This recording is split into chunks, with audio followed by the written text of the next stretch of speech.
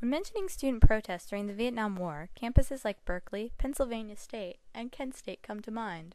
However, Lawrence, Kansas and the University of Kansas saw during the year 1970 their fair share of protests and violence. But it was not just about the Vietnam War. The issues range from civil rights to academic and intellectual freedom.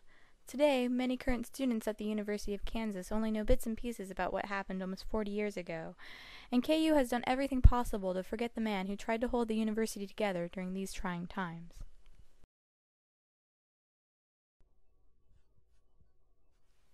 This story begins in the fall of 1969 with a protest at the annual ROTC review ceremony. About 100 protesters interrupted the ceremony that was attended not only by university administrators, but also by top military officials. A month later, Chancellor Clark Wesco stepped down and Edwin Lawrence Chalmers became the 11th Chancellor at the University of Kansas.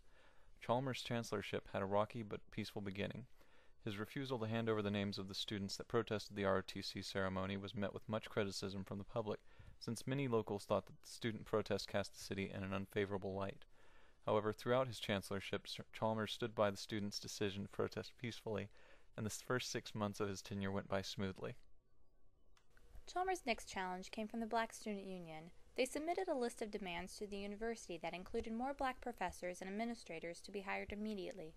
Chalmers ultimately turned down most demands, but allowed the students to have their own printed publication through the university.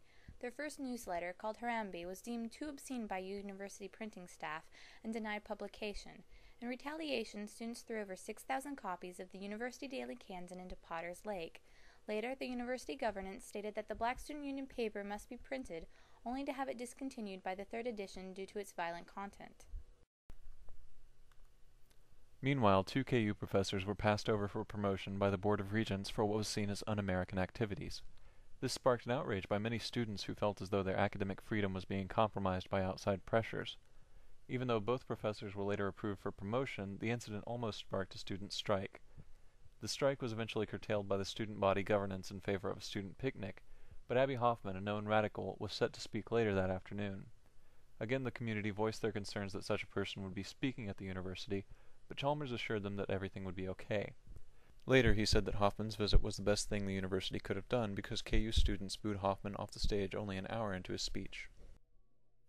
Hoffman's visit might have cooled students down, but the media attention that followed did not help the situation. Roughly 2 weeks after Hoffman's speech, the Kansas Student Union was set ablaze by arsonists.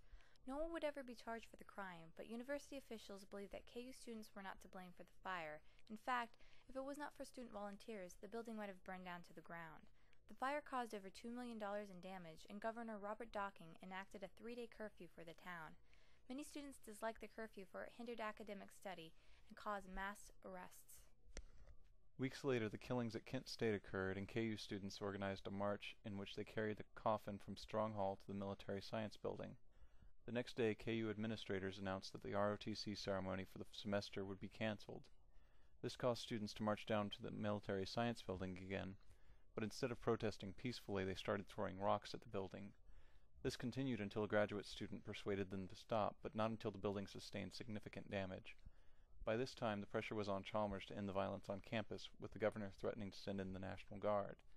Not wishing to have another Kent State on his hands, Chalmers acted quickly. The following day, Chalmers issued an emergency convocation for the university. In front of 15,000 students, he announced what was called the Rhode Island Plan, which gave students several options on how to finish their semester. This was done in order to appease worried parents who wanted their children to come home, but it also allowed students to retain some freedom. The plan was approved by an overwhelming student majority, but this approval was largely symbolic, for the plan had been approved by the University Senate Executive Committee before it was pitched to the student body. Despite having the option to leave campus early, the majority of students chose to stay at KU and finish their semester as usual. The spring semester of 1970 ended rather peacefully. The students may have left campus, but not Lawrence. Conflict between the police and protesters continued, along with vandalism and arson. This came to a climax in July when a black teenager by the name of Rick Tiger Dowdell was shot by police as he was running away unarmed. This caused a severe backlash in the African American community because the officer who fired the fatal shot was later acquitted of all wrongdoing.